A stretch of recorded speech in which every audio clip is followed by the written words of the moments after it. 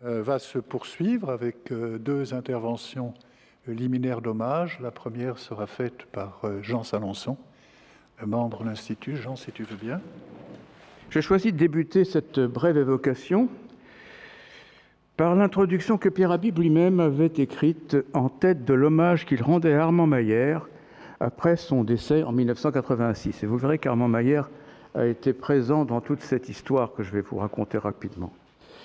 Armand Maier s'est éteint le 22 décembre 1986, dans sa 93e année, et avec sa disparition, c'est une page de la mécanique des sols et de la mécanique des roches françaises qui s'est tournée. Voilà ce qu'écrivait Pierre Habib. Il est vrai qu'une page se tournait sans doute, mais on peut dire que Pierre Habib lui-même en a écrit une autre qui, par bien des aspects, on le verra, poursuivait la voie qui avait été tracée par l'homme d'exception qui était Armand Maier. Je vous invite à rechercher la biographie d'Armand Maier, vous verrez en quoi c'était un homme d'exception. Depuis que le texte que vous avez en main dans la Revue française de géotechnique a été écrit, Pierre Dufaux, à son tour, nous a quittés. Et comme nous le rappellera Claude Louis, c'est bien finalement trois Pierres, Pierre Londe, Pierre Dufaux, Pierre Habib, qui ont profondément marqué la géotechnique française pendant la seconde moitié du XXe siècle. Alors parlons de Pierre Habib. On va essayer de le faire avancer, mais pas celui-là. C'est bon, ça y est. Alors Pierre Habib était né le 10 janvier 1925 et il est décédé le 7 juin 2019 à l'âge de 94 ans. Il avait été admis à l'école polytechnique dans la promotion 1945. Et en 1948, il a rejoint le CEBTP, Centre expérimental du bâtiment et travaux publics, où il a préparé sa thèse de doctorat et sciences qui était consacrée à l'influence de la variation de la contrainte principale moyenne sur la résistance au cisaillement des sols. Il faudrait signaler que, autant préparer une thèse maintenant pour un polytechnicien, je ne dirais pas que c'est banal, mais ce n'est pas inhabituel. C'était une démarche vraiment inhabituelle en 1945, en 1948, pour un polytechnicien d'aller préparer une thèse. On voit déjà le caractère de Pierre Habib. Pierre Habib est resté jusqu'en 1961 au CEBTP. En effet, en 1961, fut créé à l'école polytechnique un laboratoire de mécanique, et il était écrit d'ailleurs sur la plaque, c'est ce que j'ai reproduit ici, laboratoire de mécanique, professeur Jean Mandel. C'était le laboratoire du professeur.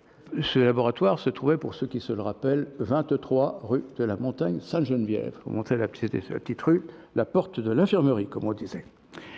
Alors Jean Mandel, sans doute sur le conseil d'Armand Maier, avait fait appel à Pierre Habib pour mettre sur pied ce laboratoire. Et c'est ainsi donc que Jean Mandel, en tant que directeur, et Pierre Habib, initialement sous-directeur, puis directeur adjoint, qui ont été rejoints par Dragos Radenkovic, directeur de recherche, eh bien ces trois personnes ont été, je dirais, l'équipe dirigeante, avec des talents très complémentaires, équipe soutenue notamment par Armand Maier, et avec l'appui de plusieurs organismes publics, cette équipe a réussi à faire vivre ce jeune laboratoire et à affirmer sa personnalité. Par personnalité de laboratoire, je veux dire que c'était un laboratoire où la mécanique ne reniait pas sa vocation à l'ingénierie et où l'on menait des recherches théoriques poussées en vue d'une application clairvoyante. Et je peux témoigner que Pierre Habib a dû à maintes reprises défendre cette originalité, aussi bien à l'école polytechnique que dans des organes, dans les milieux scientifiques universitaires, chargés notamment de l'évaluation. Alors, le véritable coup d'envoi du laboratoire fut la tenue d'un séminaire de plasticité en 1962. La plasticité, c'était une discipline, c'était la discipline dont Jean Mandel fut un leader prestigieux en France. Et cette discipline allait être une ligne de force du laboratoire de mécanique des solides, laboratoire de mécanique tout court à l'époque, avec ses applications dans les domaines de la production d'énergie, on était à l'époque sur les centrales nucléaires, des transports, en mécanique des sols et en mécanique des roches. Alors, je voudrais évoquer ici un souvenir personnel. J'assistais à ce séminaire en 1962, après y avoir été encouragé par Pierre Habib. En fait, à mon retour de deuxième séjour militaire en Algérie, j'étais élève à l'école des Ponts et je m'étais aventuré à pousser la porte du 23 rue de la Montagne-Sainte-Geneviève en me rappelant que Jean Mandel, mon professeur de mécanique, à l'issue de son cours, en 1961, avait subrepticement mentionné la création d'un laboratoire et inconsidérément invité les élèves à venir se pointer, si je peux dire, au laboratoire. J'ai croisé Jean Mandel dans l'escalier, il m'a dit « Vous êtes perdu ?» Bon. Mais heureusement, l'accueil chaleureux et attentif de Pierre Habib a été vraiment déterminant pour moi, puisqu'en 1964, alors que je devais, comme tous mes petits camarades, faire un travail de fin d'études à l'école des Ponts et Chaussées, j'ai fait ma première expérience de recherche au laboratoire de mécanique. Et c'est ce qui m'a poussé à m'engager ensuite, malgré, je dois le dire, de fortes réticences de mon administration, puisque j'étais ingénieur des ponts, dans la préparation d'une thèse rue de la Montagne-Sainte-Geneviève. Alors, je vais essayer de vous présenter ici. Donc voilà l'équipe du laboratoire, qu'on a déjà vu. Ici, Jacqueline Ongre et Brigitte Terrien. Jacqueline Ongre, qui a été la secrétaire du laboratoire dès sa création et jusqu'à son départ à la retraite. Brigitte Terrien, qui est arrivée aussi à cette époque. Et ici, une liste, pour autant que ma mémoire me l'a permis, donc il y a forcément des oublis, des personnes oubliées, de ceux qui ont constitué, je dirais, l'équipe, pour ne pas dire la bande, du laboratoire de la montagne. J'ai aussi mentionné quelques personnes, alors il en manque. Non, Pierre Florentin, je ne t'avais pas oublié, tu vois. Je croyais t'avoir oublié, je ne t'avais pas oublié, tu es inoubliable. Voilà, donc quelques personnes, dont vous connaissez les noms, qui sont passées par ce laboratoire à cette époque, parce qu'après, il y en avait beaucoup d'autres, mais qui sont passées à cette époque, soit de près, soit de loin, comme Michel Virlogeux, qui était à l'époque en poste en Tunisie et faisait une thèse doctorat d'ingénieur en liaison avec le laboratoire. Donc voilà pour cette époque. Et je tourne une page, comme vous le voyez, c'est la page du début des années 70. Parce que pour assurer son indépendance, sa stabilité, la mécanique à l'école polytechnique a toujours été un sujet difficile.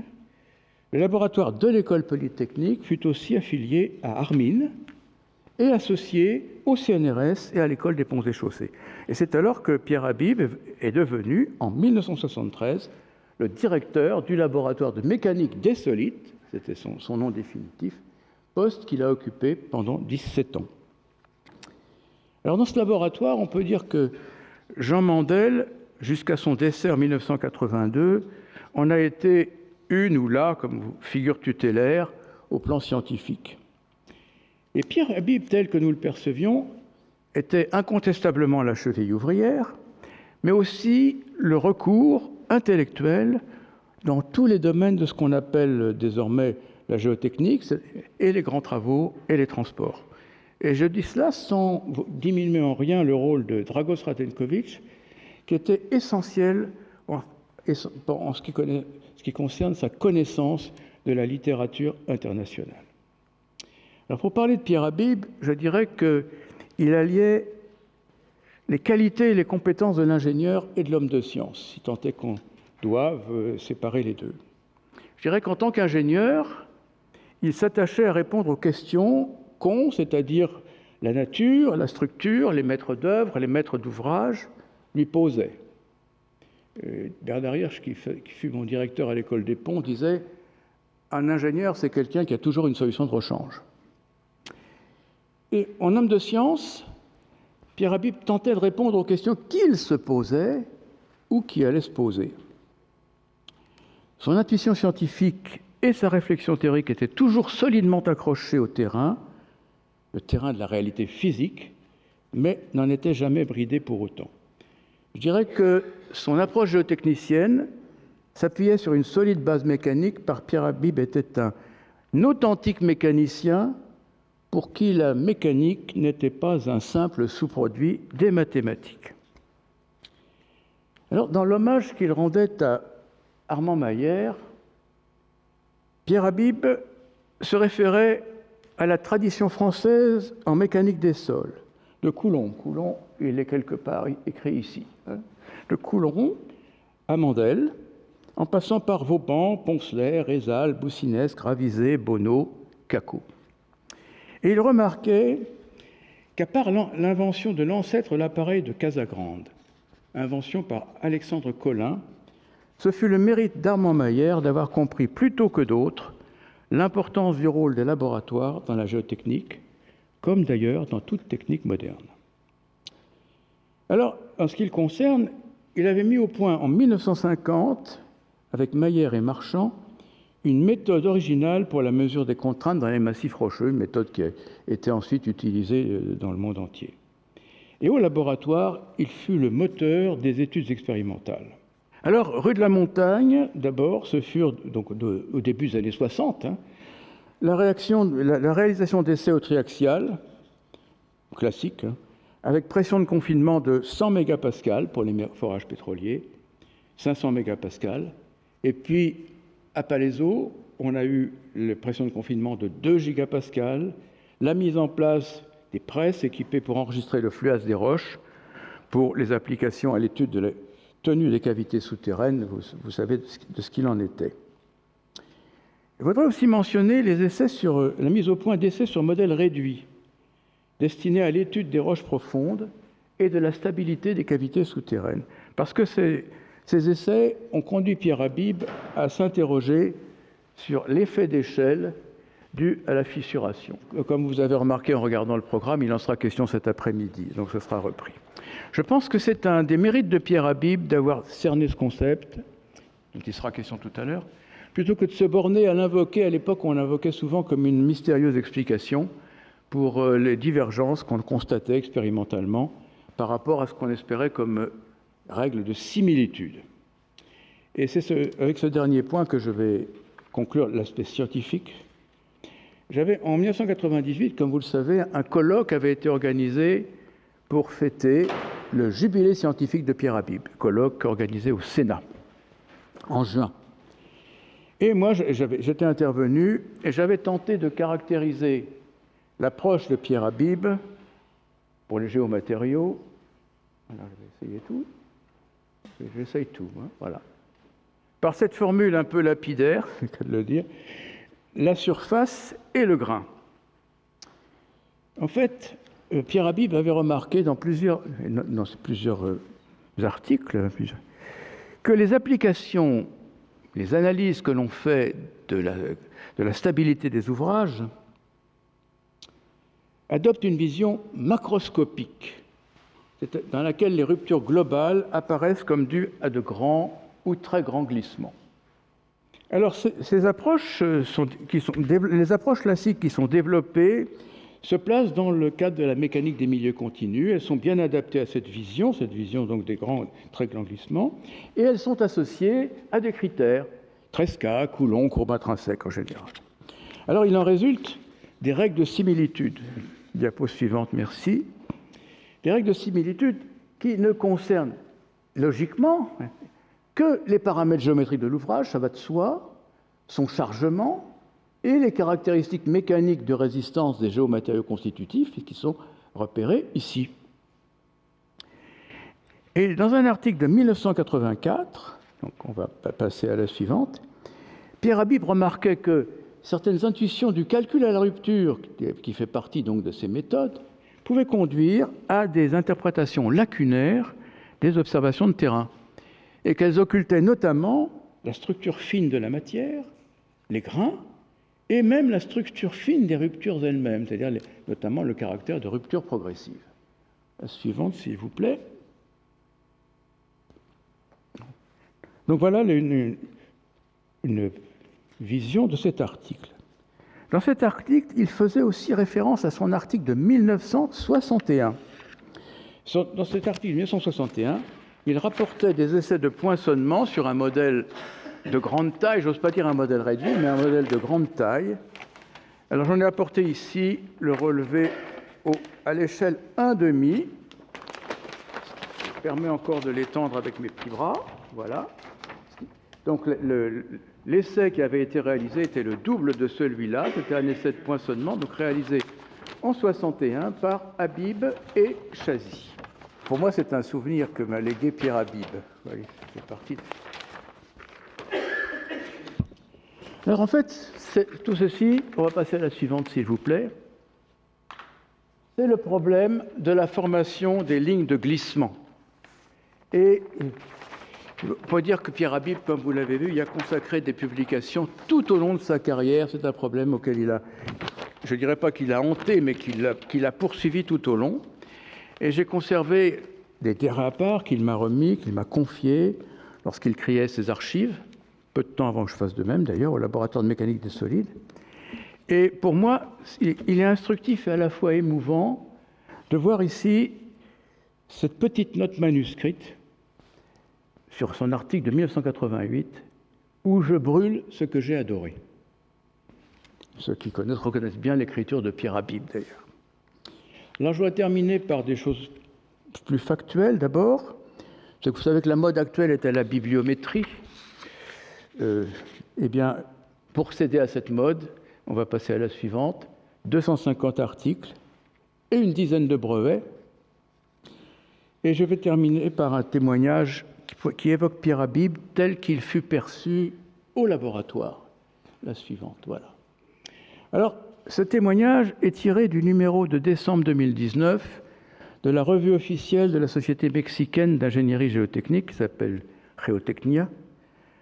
Et l'hommage était rendu à Pierre Habib en publiant une adaptation en espagnol du texte de ma contribution au colloque dont j'ai parlé tout à l'heure du 19 mai 1998. Alors, l'auteur de l'adaptation était le docteur, il est toujours, le docteur Agustín Tristan López, qui a préparé sa thèse au laboratoire de mécanique des solides au début des années 80. Et il a ajouté un paragraphe. Le voici, je pense que vous pouvez à peu près le comprendre. Enfin, ce qu'il dit, c'est que le professeur Habib a toujours été un homme de grande qualité personnelle, aimable, sensible aux situations que rencontraient ses collaborateurs directs et les chercheurs, le personnel technique et administratif, et aussi attentif aux thésards, qui passaient par le laboratoire. Il avait toujours une parole d'appui et de dynamisme pour tous ceux qui avaient l'honneur de croiser, d'obtenir, disons, un moment de sa vie professionnelle si active et occupée. Alors ce témoignage donc de l'attention qu'il portait à tous me paraît bien conforme à ce que, la diapo suivante s'il vous plaît, au portrait que Claude Habib nous dressait de son père le jour des obsèques. Je cite, « Papa avait un respect et presque un culte de l'intelligence. Il détestait les préjugés racistes à partir d'une certitude, celle de l'invisibilité de l'esprit.